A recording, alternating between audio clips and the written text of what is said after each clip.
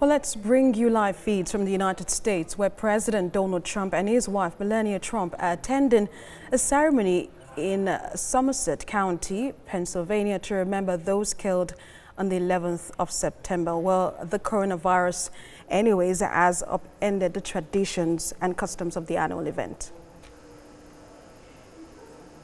Toshia Kuge.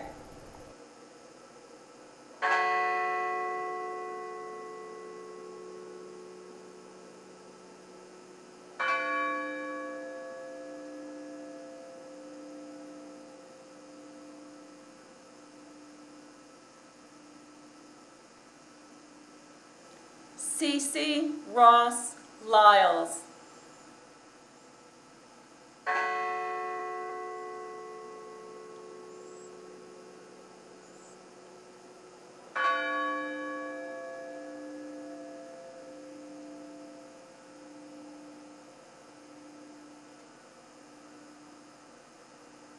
Hilda Marson.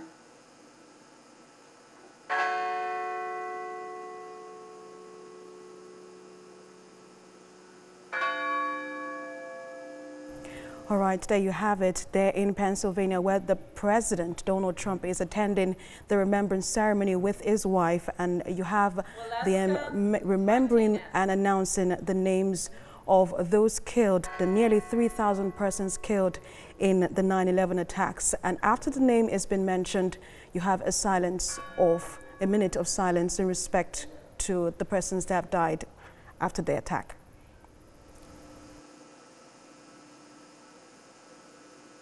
Nicole Carol Miller.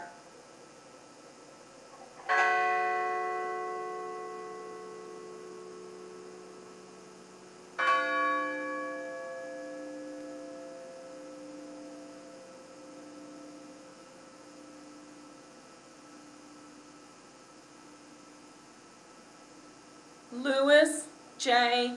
Nackey II.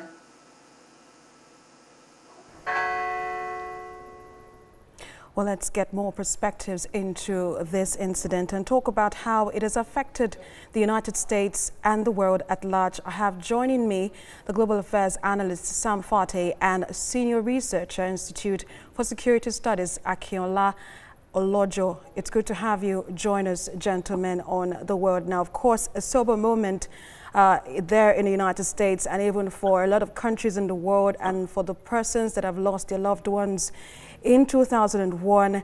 Tell us how these have affected the world over. I'll start with you, Sam Fate. Well, you know, the September 11th has actually changed the dynamics of the world, not just in international relations, but in the way that security internationally has been conducted.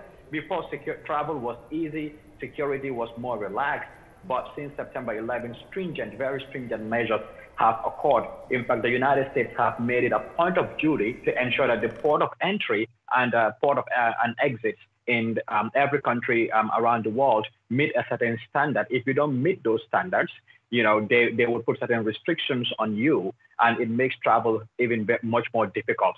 Like it was said earlier in your report, Nigeria is at the receiving ends of that. And this is not just in airports. This is even with port authorities as well. And September 11th pretty much has also changed the global financial systems. I mean, before, it was easy to wire transfer finances and money. But the U.S. taking measures in terms of terrorism financing has changed even the global banking system as well. So the dynamics and the in and outs pretty much of September 11th changed the global order and how the world operated. And the shift was not a transitional one. It was immediate, and the impact was felt across the globe right away. Akinola, of course, a sober moment. The 9/11 seems to have opened the floodgates of the infamy that is modern terrorism, and nearly 20 years after, global terror is still very much on. Let me get your thoughts on it, first of all.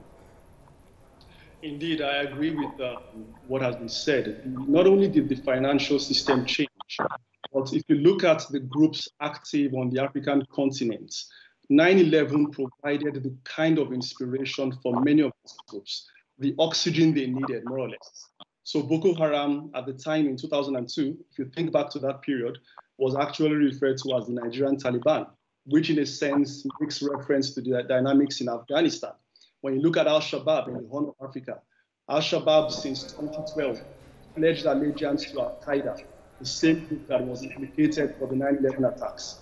So what 9/11 did was that it enabled an environment where some of these groups were able to thrive, many of them were able to evolve and get expression, to gain expression. And when an attack happens now in, say, Kenya, for instance, you see ripples in other countries. So the US gets worried. When an attack happens now in Mali or Burkina Faso, citizens in France or policymakers in France begin to get concerned. And it explains why even today, beyond this, we see a situation whereby the world has a number of global coalitions. You have the global coalition against Daesh. You have global counterterrorism forum. So there's a heightened awareness, countries but also in terms of threats. But let me go back to Sam Fateh now. Nigeria is one of the worst hit countries, if we could bring it home, with a serious humanitarian crisis on its hands. But first, how do you even assess how Nigeria has fared in dealing with its own shell terrorism? Because from that attack, we've seen other jihadist groups spring up in Africa and other parts of the world. I think one thing where Africa is lagging behind is to understand that terrorism is not necessarily guerrilla warfare. It's more about intelligence and counterintelligence operation. Well, that is one of the mechanisms that the United States have used and in a successful way in order to curb the issue of terrorism. We ask ourselves, why is it that a significant attack has not occurred on the US homeland for a very long time? It's because of the way that intelligence operations have been conducted or have been carried out. Now, in terms of terrorism, fighting or curbing terrorism, if you want to use guerrilla warfare, you're gonna have a lot of civilian casualties. You're going to have unintended consequences, which may bond the issue of human rights violations. And already the Nigerian government and the Nigerian army have been consistently accused of these human rights violations or extrajudicial executions, etc. Maybe what Nigeria needs to do is to invest more in intelligence and intelligence operations in order to cut off the head of the snake. They need to get to the top. I mean, so it was for a long time suspected that, let's say, Abubakar Sekau was in the Sambisa forest. For how long have the Nigerian army combed through that forest, and they are unable to get this one individual? The situation with the Chibok girls, for example, for how long did it take to be able to start repatriating some of them to come back home? Still, some of these girls are actually missing. So there are multiple examples of this. Now, obviously, there's the issue of how the government is financing or if they are equipping the military. It's the same way they have to equip intelligence. But one thing we must note, as far as West Africa is concerned, or as if anything we must learn from the global terrorism issue, is that most of these things are cross-border. You have citizens of other countries probably crossing into Nigeria to help in Boko Haram fight. Boko Haram is like, yes, and then you have ISWAP, and then you have the Boko Haram air as well. And then pledging allegiance to ISIS, for example. I have seen cases of people coming from smaller countries within West Africa going all the way to Libya or to Syria to fight for ISIS. I mean, they are transborder or transnational issues. Now, if these countries do not cooperate in terms of intelligence sharing, in terms of training and collaborating to help one another, then the threat is going to be existential. It's going to continue because people will come across the border in order to create situations in Nigeria or in Cameroon or in Burkina Faso. And usually, if you look at these situations, you will see that the reports will always find out that terrorists crossed from other countries into a certain country in order to help carry out an attack. We have seen it in the case of Burkina Faso, in the Grand Bassam situation in Ivory Coast, and also in Kenya as well. But looking at, Akela, looking at what does Nigeria's classification as the third most terrorized country in the world a day, in clear terms about the capability of groups like Boko Haram in West Africa, how do we move on to, having a safe world for people to live in and against what we have seen around us with jihadists springing up in different parts of the continent?